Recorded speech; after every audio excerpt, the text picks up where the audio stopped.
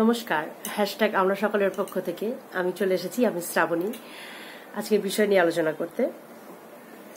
তো আজকের বিষয় দিয়েছেন আমাদের প্রিয় দিদি ভাই, শাশ্বতী দিদি ভাই, ফিউ মিনিটস উইথ মি, ওনার চ্যানেলের নাম। আমি সকলকে অনুরোধ করব ওনার চ্যানেলটা দেখার জন্য। শুধু ওনার চ্যানেল বলে না, হ্যাশট্যাগ আমরা সকলের যত চ্যানেল আছে, একদিনে সম্ভব না হলেও কিছু কিছু করে দেখবেন। কারোর কাছ থেকে না কারোর কাছ থেকে কিছু শিক্ষা অবশ্যই পাবেন। খুব আনন্দের সঙ্গে জানাই শাড়ি ভাই আবার যোগ দিয়েছে হ্যাশট্যাগ আমরা সকলে, খুব ভালো লাগছে, আনন্দ হচ্ছে। দিভাইকে অসংখ্য ধন্যবাদ। আর শাশ্বতী দিভাই তো তুলনাই হয় না। উনি মানে যে কোনো পরিস্থিতিতে উনি দারুণভাবে মানিয়ে চলতে পারেন। এবং অবশ্যই সকলকে বলবো যে ওনার চ্যানেলে যদি যান তাহলে দেখতে পাবেন যে উনি মানে কতটা কি বলবো, প্রকৃতির সাথে থাকে, সুন্দর সুন্দর ভিডিও দেয়, সুন্দর সুন্দর আলোচনা, সুন্দর সুন্দর। আর উনি মানে কি বলবো, আধুনিকতার একটা জ্বলন্ত উদাহরণ বলে সেই রকম আর কি ব্যাপারটা। যুগের সঙ্গে তাল মিলিয়ে কিভাবে চলতে হয় উনি খুব ভালো জানেন, এটাই বলবো। তো দিভাইকেও অসংখ্য ধন্যবাদ এত সুন্দর একটা বিষয় দেওয়ার জন্য। বিষয়টা হচ্ছে এটা যে কতক্ষণ সহ্য করা যায় আর কি। তো সহ্য কতক্ষণ করা যায় বলতে এটা বলবো, আমি যেটা বলবো, সহ্য হচ্ছে মানুষের সহজাত একটা গুণ। এই গুণ প্রত্যেকের সমানভাবে থাকে না। এই গুণ মানে কি বলবো, যে কোনো পরিস্থিতিতে মানে কতক্ষণ সহ্য করতে হবে আর কখন প্রতিবাদ করতে হবে, এটা তো প্রতিবাদ তো অবশ্যই মানে সহ্যের সীমা ছাড়িয়ে গেলে অবশ্যই প্রতিবাদ করতে হবে।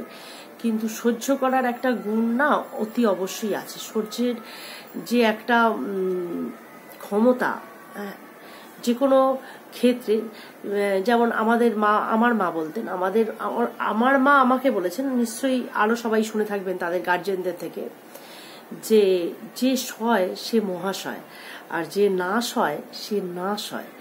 তার মানে হচ্ছে যে সহ্য করতে পারবে সেই টিকে যাবে, এটাই হচ্ছে ব্যাপার।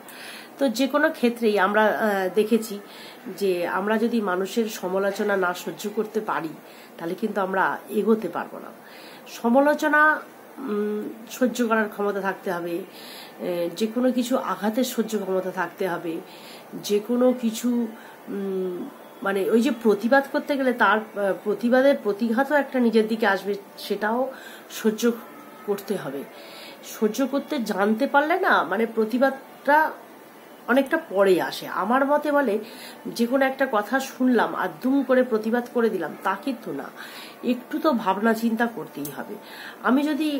আমাকে দিয়ে বলি, আমি যদি দেখি যে ঠিক আছে এই দুটো চারটে কথা বলে এটা আমার সহ্য করে নিলে কোনো সমস্যা হবে না, তখন আমি ওটা সহ্য করে নেব। যেমন আমি বারবারই বলি যে ঈশ্বর আমাদের দিয়ে যতটা করাবেন আমরা ততটাই পারবো। তবে হ্যাঁ, কিছুটা কন্ট্রোল ক্ষমতা নিজেদের মধ্যে আনতে হবে। ধৈর্য, সহ্য বলে না, ধৈর্যের গুণ, সহ্যের গুণ, এগুলো হচ্ছে শিখতে হবে প্রথম থেকেই। না যে আমি একটা কথা দুম করে বলে ফেলার ওই যে প্রতিক্রিয়া করে ফেলি, আমরা প্রত্যেকেই করে ফেলি বেশিরভাগই, যেহেতু আমরা সাধারণ মানুষ। এটা আমি আগে তো প্রচন্ডই হতো, মানে একটা কথা কেউ বলবে আমাকে আর আমি যদি দেখি যে আমার দোষ নেই, আমি কতক্ষণে তার উত্তরটা দেব, মানে আমার মাথাটা এরম করতো আর কি, যে উত্তরটা আমাকে দিতে হবে। কিন্তু এখন আমি বুঝি যে সব কথার প্রত্যুত্তর করার দরকার নেই। মানে এটা শিখেছি যে চুপ থেকেও অনেক সময় অনেক উত্তর দেয়া হয়ে যায়, সময় উত্তর দিয়ে দেয় আর কি, এটা হচ্ছে ব্যাপার। তো এই জন্যই বলবো যে সঙ্গে সঙ্গে কোনো প্রতিবাদ নয়, একটু সহ্য করতে হবে যে কোনো ক্ষেত্রেই। সঙ্গে সঙ্গে আবার এমন হয় কিছু কিছু ক্ষেত্রে এটাও দেখা যায় যে একদম যদি প্রতিবাদ না করি, মুখ বুঝে, ওই যে বললাম এর আগে একটা বিষয় দেওয়া হয়েছিল যে আমরা দুর্বল মানুষ ভাবি, আমরা যদি সমস্ত বিষয়টা মুখ বুঝে সহ্য করে নিই না, তাহলে মানুষ আমাদের দুর্বল ভাবে এবং উপর থেকে আরো চেপে ধরে। এবার এখানটার ক্ষেত্রে আমি দুদিকে মানে দ্বিমত ঠিক পোষণ নয়। আমি বলবো না যে পুরোটা সহ্য করো, আমি বলবো যে কোনো যাই হয়ে যাক না কেন, ধরো তোমার সাথে কোনো একটা অন্যায় হচ্ছে, তুমি বুঝতে পারছো, তোমার মনটাকে তুমি বোঝাচ্ছ যে ঠিক আছে, দেখছি। তোমাকে কিন্তু এইটুকুনি নিজের মাথায় রাখতে হবে যে আমি এই যে দেখছি, সহ্য করে যাচ্ছি, এর ফলটা না মানে অন্য হয়ে যায়। যেমন আমি যদি সন্তানদের দিয়ে বোঝাই, হ্যাঁ, যে আমার সন্তান সামান্য সাধারণ একটা বিষয় দিয়ে বলছি, ওর খেলার দিকে মন, ওর হয়তো পড়াশোনা করতে সেই মুহূর্তে ভালো লাগছে না, পড়ার সময় ও নয় খেলছে, নয় টিভি দেখছে, নয় কিছু করছে, এরকম যদি করতে থাকে, তখন তারপরও তুমি সেটা যদি সহ্য করতে থাকো ক্রমশ, কিন্তু তার ফলটা খারাপ হবে। হ্যাঁ, এটা একটা সাধারণ বিষয় দিয়ে আমি বোঝাবার চেষ্টা করছি। তার ফলটা কি হবে, খারাপ হবে। এটা তোমার ক্ষেত্রে যে তোমার সন্তান তোমার যতটা না খারাপ হলো, তুমি যেহেতু ওকে কিছু বলছো না, হ্যাঁ, সেই জন্য কিন্তু ওরও অনেকটা ক্ষতি হচ্ছে ওটা। কিন্তু তুমি গার্জিয়ান হিসেবে, মা হিসেবে যদি তুমি বা বাবা হিসেবে তুমি যদি শাসন করো যে এই সময় এটা করতে নেই, হয়তো বুঝিয়ে, হ্যাঁ, যে এইটা যদি তুমি সহ্যই করে যাচ্ছ, তুমি জাগে ও ঠিক বুঝতে পারবো, ঠিক, কিন্তু এই বুঝতে পারার ব্যাপারটা একটা সময় এমন চলে আসবে যখন আর তাকে বলেও কোনো লাভ হবে না। এই ক্ষেত্রে কিন্তু এরম ক্ষেত্রে, এটা শুধু আমি একটা স্টুডেন্টের উদাহরণ দিলাম, কিন্তু এরম অনেক ক্ষেত্র আছে যেটা হাতের বাইরে চলে গেলে তখন কিন্তু প্রতিবাদ করলেও আর কোনো উপায় থাকবে না। তো সেক্ষেত্রে কি করতে হবে, আমি অবস্থার পরিস্থিতি অনুযায়ী আমি ব্যবস্থা নেব। বলে না, অবস্থা বুঝে ব্যবস্থা নেওয়া, সেই রকম, যে আমার হাতে কতটুকু সময় আছে, এমন একটা সিচুয়েশন যেন না তৈরি হয় যে আমার হাত থেকে বাইরে চলে যাচ্ছে। তখন যদি আমি প্রতিবাদ করি তখন কিন্তু আর কোনো লাভ হবে না, এইটা বুঝে নিতে হবে। কিন্তু আমি যদি দেখি যে না, এখানে যদি আমি সহ্য করি, কোনো ধরুন আমাকে কেউ কিছু বলছে বা কিছু, যে ঠিক আছে তার প্রত্যুত্তর আমি করলাম না, এখানে যদি আমি সহ্য করি ব্যাপারটা ঠিক হয়ে যাবে।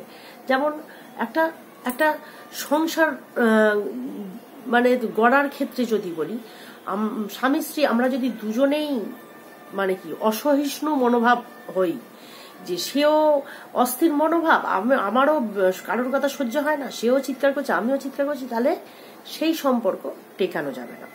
সেখানে যদি দেখি যে হ্যাঁ, আমি একটু চুপ করে থেকে আমি যদি একটু সহ্য করে নিই, তাহলে কিন্তু এটা ঠিক জায়গায় চলে আসবে, তাহলে আমি সহ্য করব।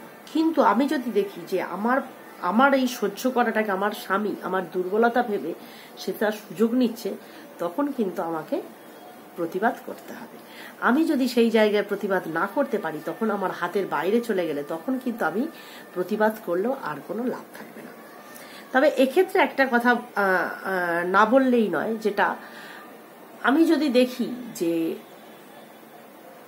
ভালোবাসা এমন একটা জিনিস না যেটা হচ্ছে জোর করে পাওয়া যাবে না। এটা আমি বুঝে গেছি যে আমি কারোর কাছ থেকে যদি ভালোবাসা পেতে চাই, সেটা কি আমার ভাগ্যে যতটা আছে আমি ততটাই পাবো। আমি তাকে অফুরন্ত ভালোবাসছি, অথচ সে আমাকে ভালোবাসছে না, সে অন্য কাউকে তার পছন্দ, সেখানে তো আমি জোর করে যতই ঢুকে পড়ি না কেন, সেখানে তো মানে সেখানে আমার জায়গা হবে না। তার যে মনটা যেখানে আছে সেখান থেকে মনটাকে সরানো খুব মুশকিলের ব্যাপার। সেটা যদি আমার ভাগ্য ভালো থাকে তখন হয়তো তার মনটা আমার দিকে আসবে, বাকি আসবে না। যেমন এখানে একটা ছোট উদাহরণ দিই, যেমন মীরা ভালোবেসেছিল শ্রীকৃষ্ণকে, মন প্রাণ দিয়ে চেয়েছিল, কিন্তু শ্রীকৃষ্ণ ভালোবেসেছিল রাধাকে, রাধা অবশ্যই শ্রীকৃষ্ণকে, কিন্তু মন প্রাণ দিয়ে, কিন্তু রাধাকে তো শ্রীকৃষ্ণ পায়নি, পেল, বিয়ে করলো কাকে, রুক্মিণীকে। তাহলে হচ্ছে কি, মানে পেল রুক্মিণীকে। এবার যদি ভগবান স্বয়ং এত অষ্ট সখী, একবার 108 সখী তার ছিল, আরো অনেক সব ছিল, এত থাকা সত্ত্বেও মন কিন্তু তার সেই রাধার কাছে, বোঝাতে পারলাম মনে হয়।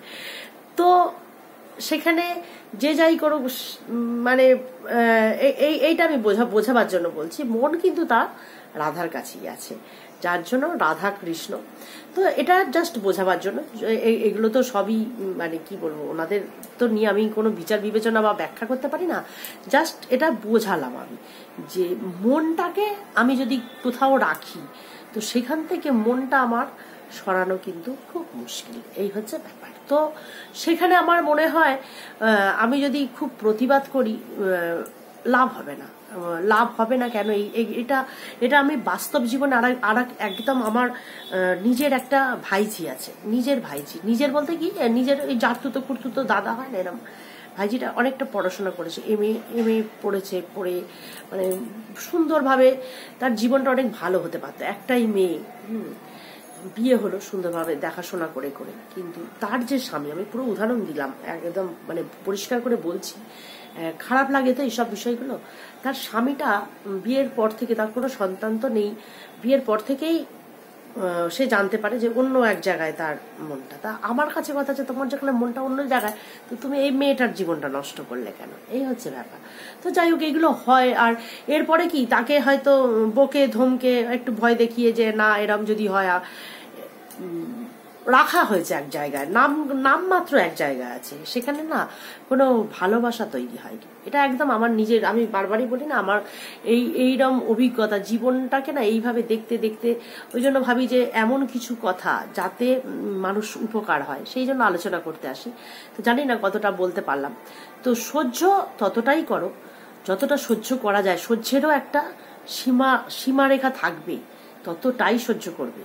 প্রতিবাদ করতে শিখতে হবে। প্রতিবাদ যদি না করতে পারো তাহলে মানুষ তোমায় দুর্বল ভাববে, আরো চেপে ধরবে।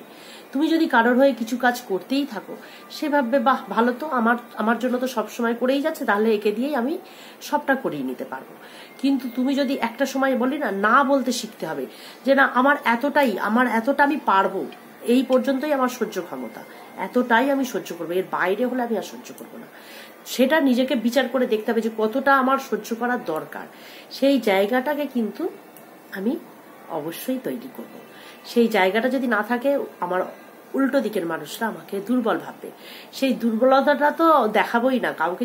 সে যদি একবার আমার দুর্বলতাটা বুঝতে পেরে যায় না, তো তাহলে সে কি করবে, ক্রমাগত আমাকে কিন্তু সেই চাপটা দিতেই থাকবে। তো এই ভুলটা আমরা কিন্তু করবো না। আমার মনে হয় অনেকটা বোঝাতে পারলাম আমি। তো যাই হোক, আবার আসবো অন্য কোনো আলোচনা, অন্য কোনো পাঠ নিয়ে। তো ততক্ষণ পর্যন্ত সকলে ভালো থেকো, সুস্থ থেকো। নিজেদের ধৈর্যের সীমারেখাটা নিজেরাই বুঝে নিও, না অন্য কেউ বুঝে দিলে হবে না, নিজেদেরই বুঝতে হবে।